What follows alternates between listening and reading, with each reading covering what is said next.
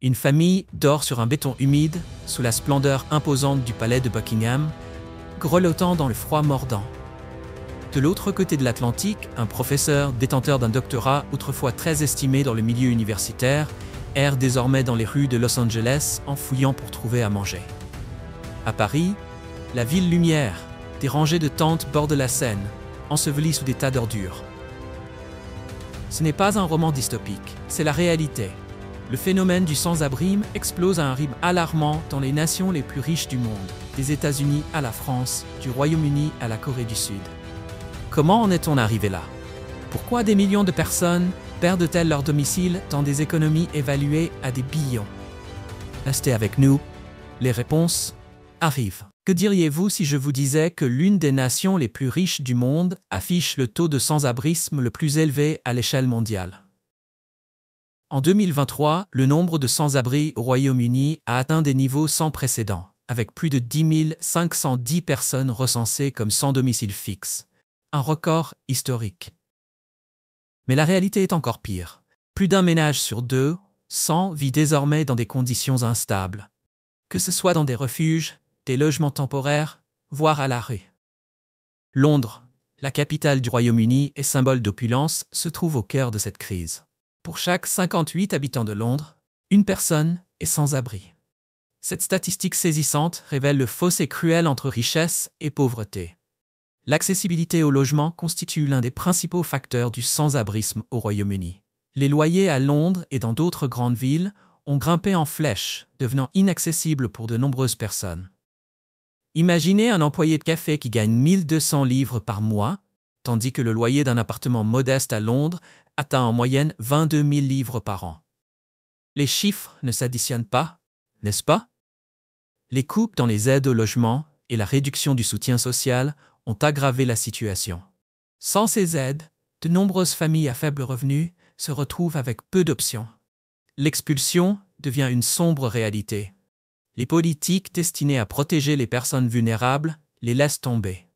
Pour ceux qui perdent leur domicile, la vie ne devient pas seulement inconfortable, elle devient dangereuse. Beaucoup sont contraints de vivre dans des logements temporaires humides et surpeuplés, où la mauvaise hygiène pose de sérieux risques pour la santé. Près d'un tiers des personnes sans domicile fixe au Royaume-Uni n'ont pas accès à des soins médicaux. Au cœur de cette crise, certaines organisations mettent en lumière le problème de manière créative. L'exposition Homelessness Reframed à la Saatchi Art Gallery présente des œuvres créées par ou inspirées par des personnes sans domicile fixe.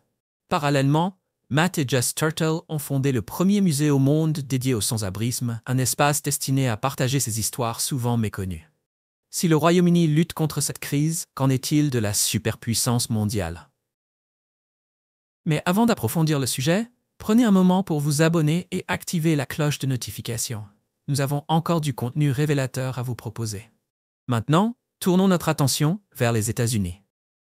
Les États-Unis sont la nation la plus riche du monde, et pourtant, plus d'un demi-million d'Américains dorment sans toit chaque nuit. Comment cela est-il possible dans un pays qui investit des milliers de milliards dans l'innovation et la défense? Les réponses risquent de vous surprendre. En 2024, le département du logement et du développement urbain a signalé que 582 462 personnes ont connu l'itinérance en une seule nuit. Parmi elles, 77 140 sont en situation d'itinérance chronique, ce qui signifie qu'elles vivent sans logement stable depuis au moins un an. Dans des villes comme Los Angeles, New York et San Francisco, cette crise est omniprésente. Des quartiers entiers sont bordés d'abris de fortune. Des campements de tentes s'étendent sous les autoroutes et dans les parcs publics, transformant le paysage urbain d'une manière impossible à ignorer. Le logement aux États-Unis est cher, parfois à un niveau inimaginable. En 2024, le loyer médian national a atteint 2 053 $ par mois, bien au-delà de la croissance des salaires. À San Francisco, un appartement d'une chambre coûte en moyenne plus de 3 000 $. Pour beaucoup, suivre le rythme est impossible. Mais l'itinérance ne se résume pas seulement à un problème financier, elle est aussi étroitement liée à la santé mentale et aux addictions. Un rapport publié en 2024 par la National Alliance to End Homelessness a révélé que 25% des sans-abri souffrent de maladies mentales sévères, tandis que 38% luttent contre des troubles liés à la consommation de substances. Sans accès à des soins de santé abordables, ces problèmes restent presque impossibles à surmonter. Pour beaucoup, vivre dans la rue est dangereux. Certains trouvent refuge dans des bâtiments abandonnés ou des véhicules, tandis que d'autres dorment sous les ponts des autoroutes. À Los Angeles, plus de 1500 personnes vivent dans le réseau d'égouts de la ville. Face à cette crise, des solutions alternatives ont émergé. Prenons Slab City, aussi appelée Freedom Town, une communauté isolée en plein désert où d'anciens vétérans et d'autres sans-abri vivent en dehors du système, sans électricité ni eau, mais avec un sentiment de solidarité et de liberté. Il y a aussi le cas du Dr. Daniel McCune, ancien maître de conférences en astronomie à l'Université de Californie à Los Angeles. Bien qu'il gagnait 70 000 $ par an, Daniel ne pouvait pas se permettre de vivre à Los Angeles à cause des loyers exorbitants. « J'ai été forcé de vivre dans ma voiture pendant des mois », se souvient-il. C'est ironique. J'ai passé des années à étudier les étoiles, mais j'ai fini par dormir sous elles. Son histoire nous rappelle à quel point même les professionnels peuvent être proches de l'itinérance. Si vous êtes arrivé jusqu'ici, vous réalisez peut-être que simplement avoir de la nourriture, de l'eau et un toit est une bénédiction. Si vous êtes d'accord, écrivez « d'accord » dans les commentaires ci-dessous. D'une superpuissance mondiale à un pays de contraste, découvrons à présent comment même une ville aussi époustouflante que Paris cache une réalité plus sombre. Restez avec nous. Environ 333 000 personnes en France sont sans domicile fixe, et Paris ne fait pas exception. Dans la capitale, 16,1% des résidents, soit environ 463 000 personnes, vivent sous le seuil de pauvreté, survivant avec un revenu mensuel moyen de seulement 747 €, 800 $. Ce ne sont pas juste des statistiques, ce sont des vies humaines et les chiffres ne cessent d'augmenter. Qu'est-ce qui alimente cette crise?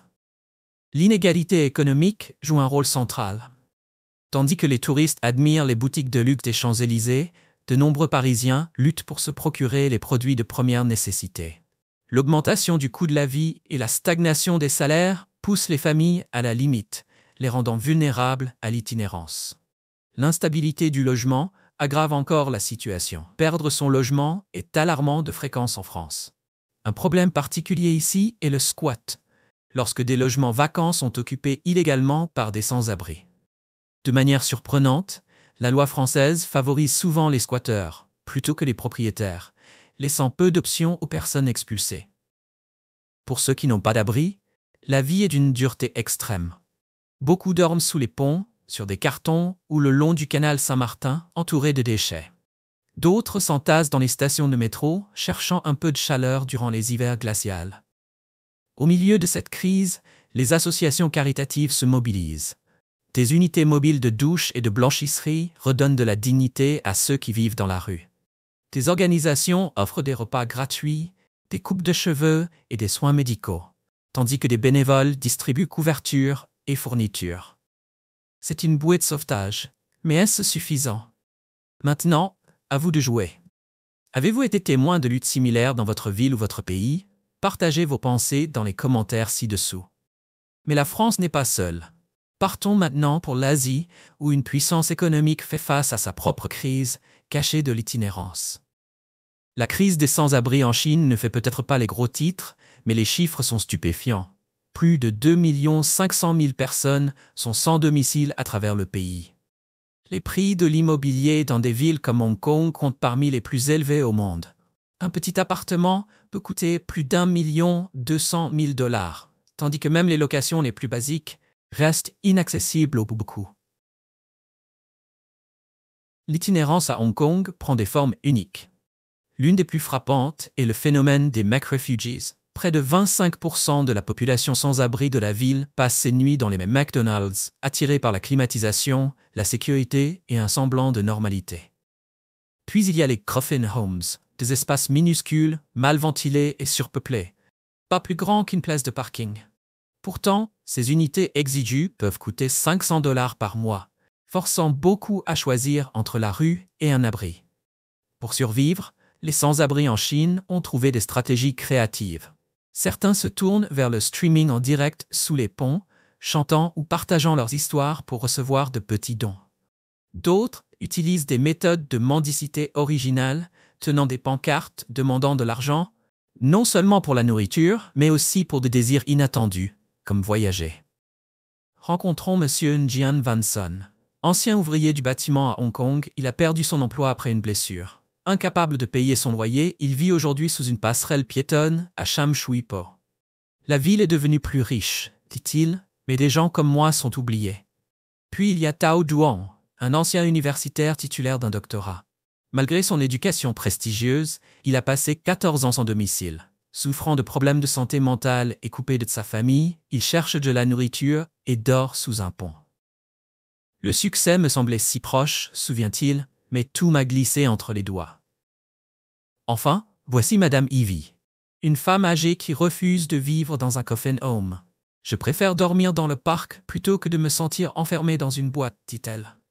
Chaque nuit, elle s'accroche à ses maigres possessions, gardant son téléphone et son portefeuille près d'elle. Pour Ivy, la rue offre plus de liberté qu'un logement exigu et dangereux.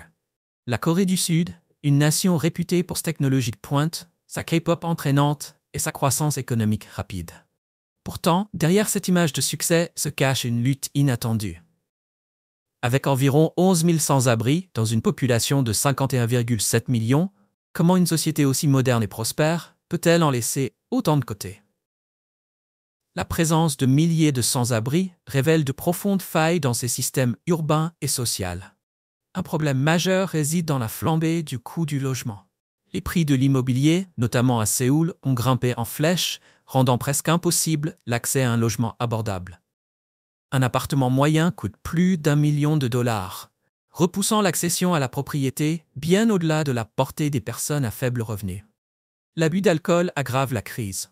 La Corée du Sud affiche l'un des taux de consommation d'alcool les plus élevés au monde. De nombreux sans-abri consacrent une grande partie de leurs revenus limités à l'alcool, se retrouvant ainsi piégés dans un cycle de pauvreté. Puis, il y a l'hiver brutal. Les températures chutent souvent en dessous de 0 degrés Celsius, transformant les rues en un environnement mortel. Certains trouvent refuge à proximité des systèmes de chauffage souterrains, dans les stations de métro, mais beaucoup doivent affronter le froid glacial. À seulement 20 minutes de Gangnam, l'un des quartiers les plus riches de Séoul, se trouve le bidonville de Guryong. Ici, des habitations de fortune construites à partir de matériaux de récupération résistent à peine aux intempéries. En hiver, les feux de charbon destinés à procurer de la chaleur déclenchent souvent d'importants incendies. Par désespoir, certaines femmes, en particulier des immigrées vietnamiennes, contractent des mariages fictifs. Des intermédiaires promettent une issue à la situation d'errance en échange d'argent ou de faveurs. Mais ces accords mènent souvent à l'exploitation et aux difficultés. Au milieu de ces épreuves, quelques organisations apportent de l'espoir. Le Dream City Center offre quotidiennement à des centaines de personnes un logement, des bilans médicaux, des services de blanchisserie et même des coupes de cheveux. Parallèlement, l'église de Myeongdong sert chaque semaine plus de 800 repas gratuits, apportant une aide essentielle aux sans-abri et aux personnes âgées. Ensuite, il y a Ian, une histoire de résilience silencieuse. Après avoir subi des brimades dans un refuge pour femmes sans domicile, elle a cherché asile sous le pont Jonggang. Pendant 5 ans, elle a vécu dans une tente, se reposant sur de modestes dons d'inconnus. « Je n'aurais jamais imaginé que ma vie tournerait ainsi, » dit-elle. « Mais au moins ici, j'ai un certain contrôle. » Que feriez-vous si le toit au-dessus de votre tête devenait inabordable? Le sans-abrisme au Canada touche environ 235 000 personnes chaque année, avec plus de 35 000 individus sans abri lors d'une nuit donnée. Bien que des villes telles que Toronto et Vancouver prospèrent en tant que puissance économique, elles portent également le fardeau de cette crise. À Toronto seulement, plus de 10 000 personnes dépendent chaque année des refuges d'urgence, tandis que beaucoup d'autres restent sans abri. Le marché immobilier du Canada est l'un des moins abordables au monde.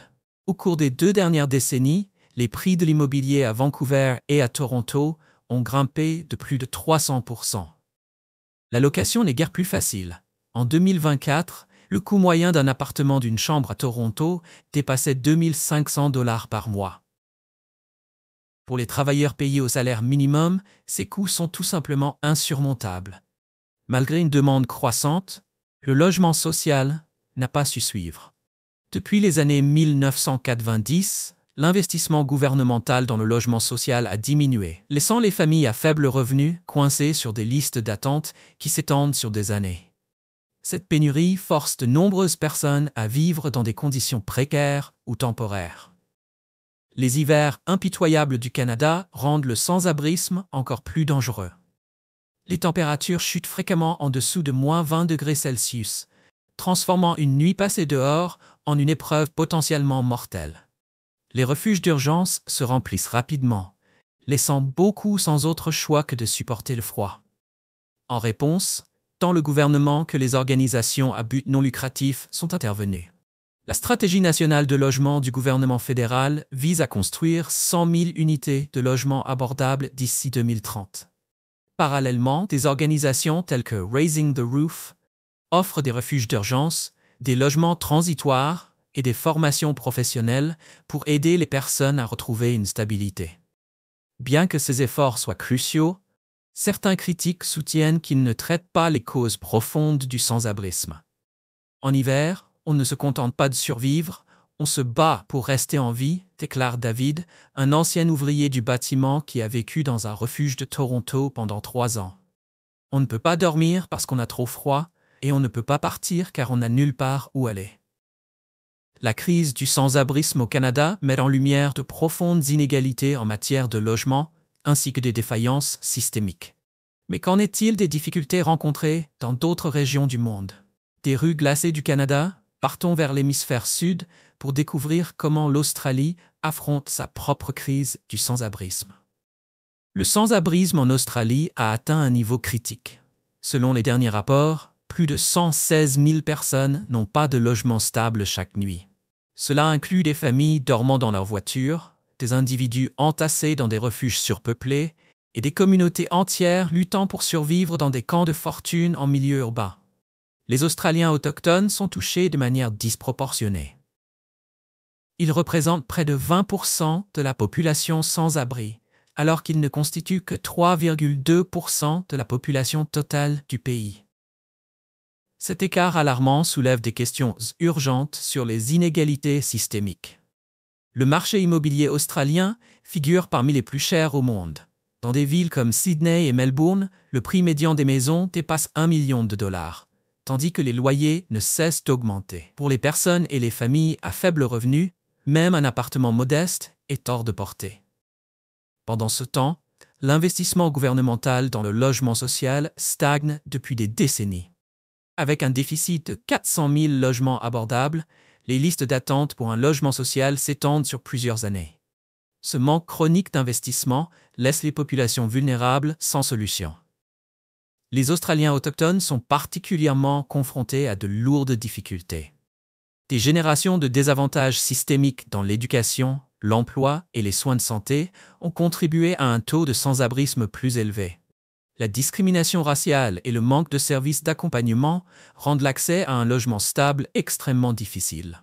Dans des villes comme Sydney et Melbourne, la crise du sans-abrisme devient impossible à ignorer. Des campements de fortune apparaissent désormais dans les paysages urbains, tandis que les refuges surchargés peinent à répondre à la demande croissante. Pour beaucoup, la rue reste la seule option. Plusieurs initiatives gouvernementales et associatives tentent de lutter contre ce fléau. L'Accord national sur le logement et le sans-abrisme alloue 1,6 milliard de dollars par an pour financer les refuges d'urgence et construire des logements abordables. Des associations comme Mission Australia et l'Armée du Salut offrent des services d'accompagnement, des refuges et une aide à l'emploi pour aider les personnes à reconstruire leur vie. Bien que ces programmes soient essentiels, les experts estiment que sans un investissement accru dans des solutions de logement à long terme, le cycle du sans-abrisme continuera. Laissant l'Australie derrière nous, intéressons-nous maintenant à son voisin, la Nouvelle-Zélande, où le taux élevé de sans-abrisme par habitant raconte une histoire unique. Restez avec nous. En Nouvelle-Zélande, près de 1% de la population environ 50 000 personnes vivent dans une grave précarité en matière de logement. Cela inclut les sans-abri vivant dans la rue, mais aussi des familles entassées dans des logements surpeuplés, des garages et des abris temporaires. Pour une nation de seulement 5 millions d'habitants, cette statistique est stupéfiante. Au cours des 2 dernières décennies, la flambée des prix de l'immobilier a laissé de nombreux Néo-Zélandais sur le carreau.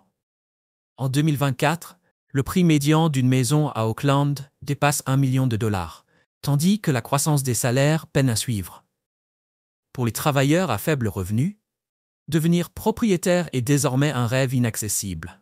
Alors que le sans-abrisme urbain est visible à Auckland et Wellington, les zones rurales connaissent un autre type de crise. Le sans-abrisme caché, où des familles vivent dans des garages, des logements surpeuplés ou des abris mal isolés, reste largement répandu, mais peu signalé. Dans les villes néo-zélandaises, la crise devient de plus en plus évidente. Des tentes et des abris de fortune occupent désormais les parcs et les rues fréquentées, soulignant l'urgence d'une intervention. En réponse, le gouvernement a lancé des initiatives comme Kainga Ora, visant à construire des dizaines de milliers de logements sociaux au cours de la prochaine décennie. Les refuges d'urgence et les logements de transition se multiplient également. Mais beaucoup estiment que ces efforts restent insuffisants. Nous sommes sur liste d'attente depuis 3 ans, explique Sarah, une mère de 2 enfants vivant dans le garage d'un ami. C'est difficile de garder espoir quand on n'a même pas un endroit à soi. Les gens passent devant nous en nous regardant comme si nous étions invisibles, raconte Michael, qui vit sous une tente à Auckland depuis plus d'1 an. C'est comme si nous n'existions pas. Le parcours de Sarah vers le sans-abrisme a commencé lorsque son propriétaire a vendu la maison qu'elle louait. Incapable de trouver un autre logement abordable, elle et ses 2 enfants ont dû emménager dans le garage d'un ami. C'est exigu et il n'y a pas de chauffage, dit-elle. Mais c'est mieux que de dormir dehors dans le froid. Michael, un ancien ouvrier du bâtiment, a perdu son logement après une blessure au travail qui l'a empêché de payer son loyer. Aujourd'hui, il vit dans un parc public et dépend des dons alimentaires et des douches publiques. « Je veux retravailler, dit-il. Mais sans adresse, personne ne veut m'embaucher. Notre voyage dans le Pacifique touche à sa fin. Tournons-nous maintenant vers l'Allemagne, un pays doté d'un solide filet de sécurité sociale, mais qui lutte pourtant contre une hausse du sans-abrisme. En 2024, environ 650 000 personnes en Allemagne sont sans abri, qu'il s'agisse de sans-domicile vivant dans la rue ou de personnes en hébergement temporaire.